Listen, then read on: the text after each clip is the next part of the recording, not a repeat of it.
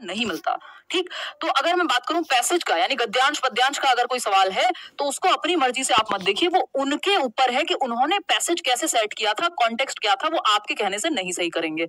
ठीक, और वो पूरी स्वतंत्रता भी है सीबीएसई के हाथ में, जिन्होंने भी पेपर बनाया है, कि वो उनकी मर्जी है कि वो किस संदर्भ में पूछ रहे थे, वो आपको खुद से गैस करना है एक तरह से। तो पैसेज वाले क्वेश्चंस को बिल्कुल भी चैलेंज नहीं करना। दूसरी चीज, चैलेंज तो आपको करने की जरूरत ही नहीं पड़ेगी, उस पर हम आएंगे। तो एक तो पैसेज वाले क्वेश्चंस को चैलेंज नहीं करना, यानी हिंदी का गद्यांश पद्यांश हो, इंग्लिश का पैसेज हो, बिल्कुल भी चैलेंज नहीं करना, नंबर आपको नहीं मिलेंगे, पैसे आपके जाएंगे बर्बाद। दूसरी चीज, पेडागोजिकल क्वेश्चंस भी, जो हार्डकोर पेडागोजिकल क्वेश्चंस हैं, जैसे मैं अभी पेपर 2 में सीडीपी के आंसर चेक कर रही थी, पेपर 1 में नहीं कर पाई हूं चेक, और हालांकि बहुत रेयर चांस होते हैं कि कोई गलती ये लोग करें। तो इसमें 3 क्वेश्चन ऐसे थे जो हमने डिस्कस किए थे, उससे इतर हैं उसके जवाब जो हैं, जो कि जनरली ऐसा होता नहीं है मेरे केस में। बट अब वो तीनों ही क्वेश्चन ऐसे हैं जिसमें असर्शन और रीजनिंग है, तो वो एग्जामिनर के व्यू पॉइंट पे भी होता है कई बार कि वो किस संदर्भ में पूछना चाह रहा है क्वेश्चन को, क्योंकि पेडागोजी है, मैथ्स नहीं है, 2+2 4 नहीं हो सकता। हम चाह करके भी जो है अपनी मर्जी यहाँ पे नहीं मनवा सकते कि नहीं नहीं हमें तो ये लग रहा था, आपने तो ये कहा था। तो वो तीनों ही क्वेश्चन को, एक क्वेश्चन ऐसा है प्याजे वाला जिसमें इन्होंने सबको नंबर दिया है, ये पेपर 2 की मैं बात कर रही हूँ, सीडीपी की। तो सीडीपी में एक भी क्वेश्चन ऐसा नहीं है जिसको आप चैलेंज कर दें, तो वो आप प्लीज मत करिएगा। इसके अलावा आपको अदर सब्जेक्ट्स में अभी नहीं देख पाई हूँ, बट आपके जो क्वेश्चन आए हैं उसमें कोई पैसेज का भी कह रहा है कि भाई पैसेज का मैम ये करा दो वो करा दो, पैसेज करेक्शन नहीं होता, पैसेज में नंबर किसी को नहीं मिलेगा, है ना, मतलब चेंज नहीं होगा आंसर, फाइनल आंसर की में सेम ही मिलेगा आपको, बहुत रेयर केस है।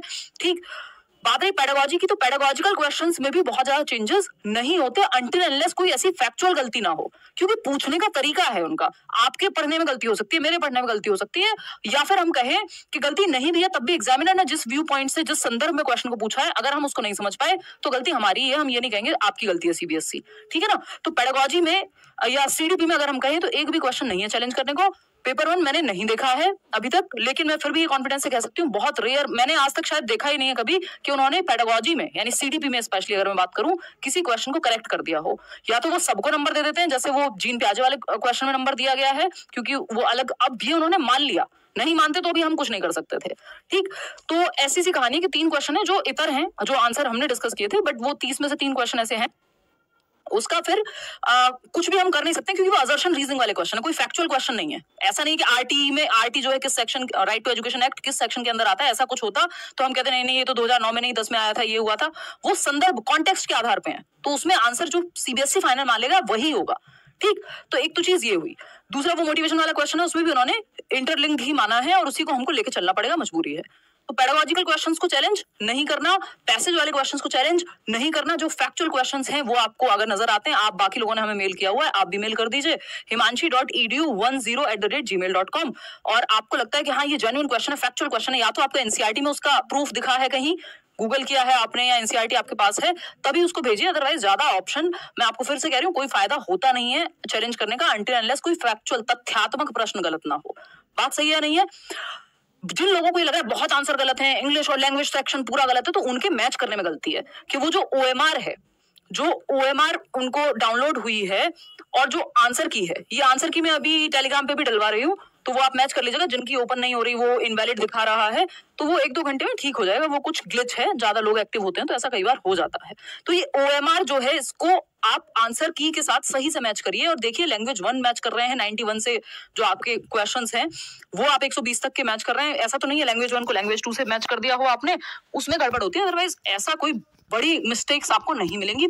बहुत रेयर ही गलतियां सीबीएसई आंसर की में होती हैं, या फिर वो मानते ही नहीं, अगर हैं भी तो इस बात को ध्यान में रखिएगा अनटिल अनलेस वो फैक्चुअल ना हो, क्योंकि पेडागोजिकल क्वेश्चंस में हम बहुत ज्यादा कुछ कर नहीं सकते, मैथ्स नहीं है, है ना। वो जिस व्यू पॉइंट से एग्जामिनर ने पूछा है क्वेश्चन, उस हिसाब से सही होगा। अगर हम बात करते हैं यहाँ पे, तो सीडीपी में ऐसा कोई स्कोप नजर आ नहीं रहा।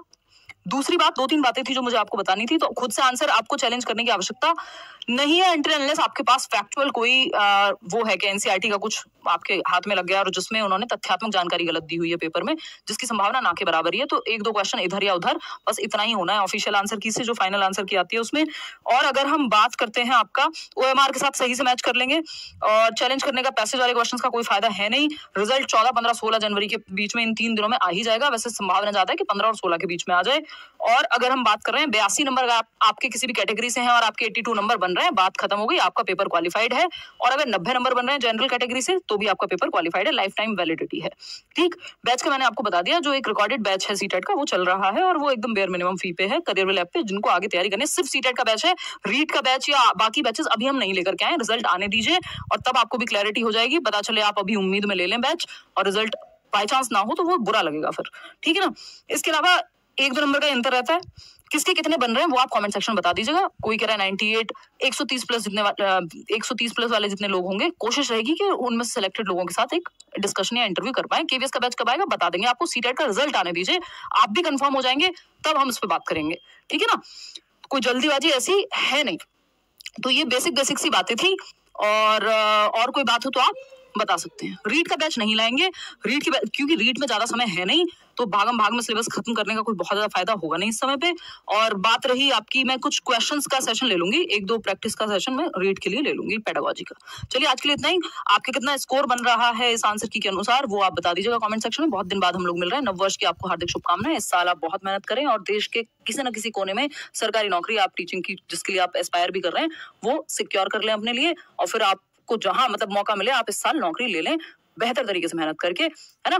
चलिए टेक केयर। रेलवे की वैकेंसी फाइनल आने दीजिए, तब करेंगे इस बातें, ठीक। चलिए टेक केयर, बाय बाय, धन्यवाद।